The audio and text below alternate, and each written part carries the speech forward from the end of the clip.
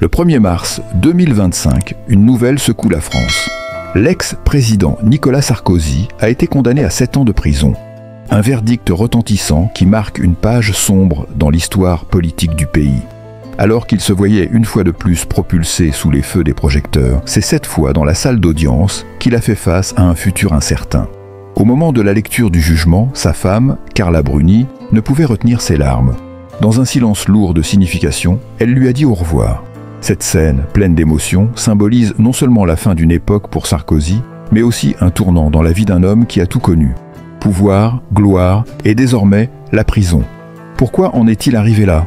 Retour sur une affaire qui divise l'opinion publique et fait couler beaucoup d'encre. Mais avant de révéler toute la vérité, je veux vous demander quelque chose de très important.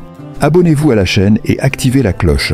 Parce qu'ici, nous allons explorer les mystères et les controverses les plus profonds des plus grandes stars. YouTube ne montre nos vidéos que si vous nous soutenez en les aimant et en les commentant. Alors si vous aimez ce contenu, faites-le maintenant. Et si vous souhaitez vraiment aider la chaîne à continuer à vous fournir ces reportages exclusifs, vous pouvez nous envoyer un sincère merci. Toutes les contributions sont les bienvenues. Sinon, laissez un commentaire sur ce qui vous a le plus surpris dans cette histoire, car nous voulons avoir de vos nouvelles. Le 1er mars 2025, un verdict historique est tombé. L'ex-président français Nicolas Sarkozy, une figure emblématique de la politique mondiale, a été condamné à 1 an et 7 mois de prison ferme. Un moment choquant, aussi bien pour la France que pour le monde entier, et une nouvelle qui a bouleversé l'opinion publique. Ce n'était pas seulement un jugement juridique, c'était un tournant dramatique dans la carrière d'un homme, un moment où la gloire s'effondre brutalement. La scène, émouvante et déchirante, a vu Carla Bruni, sa femme, pleurer en silence, prenant la main de son mari avant de lui dire au revoir dans un dernier adieu.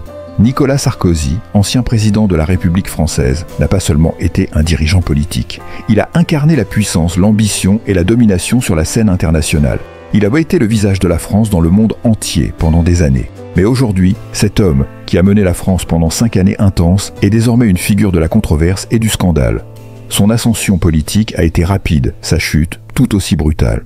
En 2025, après une longue série de procédures judiciaires, Sarkozy a été reconnu coupable de corruption, de financement illégal de campagne et de trafic d'influence. Ce verdict a fait l'effet d'une bombe. Celui qui avait dirigé la France, négocié avec les plus grands leaders mondiaux, se retrouvait face à une réalité implacable. La justice, même pour les plus puissants, n'épargne personne. Mais ce verdict n'a pas seulement affecté le monde politique, il a aussi dévasté l'homme derrière la fonction. Les caméras ont capté des images poignantes de Carla Bruni, la femme de Nicolas Sarkozy, en larmes après l'annonce de la condamnation. La scène était poignante. Carla, la chanteuse et mannequin qui avait toujours été le soutien silencieux de son mari, semblait brisée par la douleur. Leur complicité, visible depuis des années, a atteint son point culminant avec ce moment d'émotion pure. Elle lui a dit au revoir dans un geste de soutien ultime.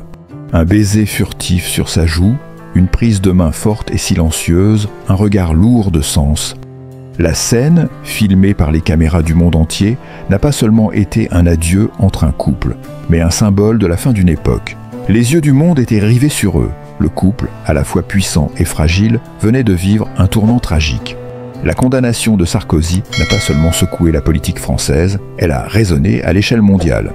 Les analyses pleuvaient des 4 coins du globe. Les commentateurs se demandaient si cela marquait la fin de l'ère Sarkozy ou si, au contraire, l'ancien président pourrait rebondir. Question qui restait en suspens. Sarkozy, l'homme qui avait survécu à tant d'épreuves politiques, pouvait-il surmonter cette chute vertigineuse ? En France, les réactions furent partagées. D'un côté, les partisans de Sarkozy se sont battus pour prouver son innocence, arguant que cette condamnation était le fruit d'une persécution politique. De l'autre, ses détracteurs ont vu dans ce verdict un signe fort. La justice a fini par l'emporter sur la politique. Sarkozy, longtemps considéré comme un homme puissant et invincible, était désormais pris dans le piège de la justice. À l'international, des observateurs ont vu dans cette condamnation un symbole des luttes internes à la politique française. Le monde entier regardait, curieux de savoir ce que cette décision signifiait pour la France et pour le paysage politique mondial. Nicolas Sarkozy, dans un ultime geste de défi, a immédiatement annoncé son intention de faire appel de la décision. Mais une question demeurait. Même s'il parvenait à obtenir un nouveau procès, pourrait-il restaurer son image et son pouvoir ? Le temps seul nous le dira, mais une chose est certaine, l'impact de cette condamnation marquera une page d'histoire. Le plus grand défi de Sarkozy n'est pas seulement de convaincre le tribunal de son innocence, mais de regagner la confiance du peuple français et des leaders mondiaux qu'il avait autrefois admirés. Ce procès pourrait être l'un des plus grands tests de sa vie politique. Et si la décision finale du tribunal reste incertaine, ce qui est sûr, c'est que l'ancienne gloire de Sarkozy a pris un coup sérieux. Le verdict de cette affaire est plus qu'un simple jugement pénal. Il est un choc géopolitique. Comment un homme qui a été un interlocuteur clé des plus puissants dirigeants du monde peut-il finir derrière les barreaux? Ce paradoxe, cette contradiction flagrante, a non seulement secoué la France, mais aussi tous ceux qui suivent de près les jeux de pouvoir mondiaux. Dans les jours et semaines à venir, les spéculations sur le destin de Sarkozy continueront d'alimenter les débats. Mais l'une des questions qui persiste est la suivante. Ce scandale marquera-t-il un changement profond dans la politique française et dans la manière dont le monde perçoit les figures de pouvoir? Nicolas Sarkozy est l'un des hommes politiques les plus influents et controversés de l'histoire moderne de la France. Né le 28 janvier 1955 à Paris, il est issu d'une famille d'origine hongroise par son père et d'origine grecque par sa mère. Son parcours est celui d'un homme ambitieux, déterminé et pragmatique qui a su gravir les échelons de la politique française avec une rapidité impressionnante, tout en traversant de multiples épreuves personnelles et politiques. Sarkozy est le fils de Pál Sarkozy, un médecin hongrois, et de André Mallat, une secrétaire d'origine grecque. Très jeune, il montre un intérêt marqué pour la politique. Ses études sont un tremplin pour sa carrière. Après un passage à l'université Paris X-Nanterre, où il obtient une maîtrise en droit, il s'engage activement dans la vie politique en rejoignant l'Union des étudiants communistes avant de s'éloigner de la gauche pour adopter des positions plus conservatrices. C'est dans les années 1970, à l'âge de 20 ans, qu'il commence sa carrière politique. Il devient membre du Rassemblement pour la République, RPR, le parti de Jacques Chirac, et grimpe rapidement dans la hiérarchie du parti. À 25 ans, il est élu maire de Neuilly-sur-Seine, une commune bourgeoise des Hauts-de-Seine, un tremplin important pour sa carrière. Au début des années 1980, Sarkozy fait ses premiers pas en politique nationale. Il devient rapidement un homme clé du RPR et se distingue par sa capacité à naviguer dans les méandres de la politique française. Il est élu député des Hauts-de-Seine en 1988. En 1993, il est nommé ministre du Budget dans le gouvernement d'Édouard Balladur, un poste qui lui permet de démontrer son efficacité et de se faire un nom dans le milieu politique français. L'ambition de Sarkozy ne s'arrête pas là. En 2002, après une série de ministères sous Jacques Chirac, il est nommé ministre de l'Intérieur. À ce poste, il se fait remarquer par sa politique de fermeté face à l'insécurité et son discours sur l'immigration, des positions qui marqueront son parcours politique. En 2007, après avoir été élu président de l'UMP, Union pour un mouvement populaire, Sarkozy se lance dans la campagne présidentielle. Son discours novateur, sa capacité à séduire les électeurs et son image de leader dynamique lui permettent de remporter la présidence de la République en mai 2007 face à Ségolène Royal. Son mandat est marqué par des réformes importantes, notamment dans les domaines de l'économie, du travail et de la sécurité. Il met en place une série de réformes économiques, notamment la loi sur le travail, et cherche à redonner à la France un rôle important sur la scène internationale. Il se distingue aussi par sa politique étrangère active, notamment en participant activement à la résolution du conflit en Libye en 2011 et en jouant un rôle majeur dans la gestion de la crise économique mondiale.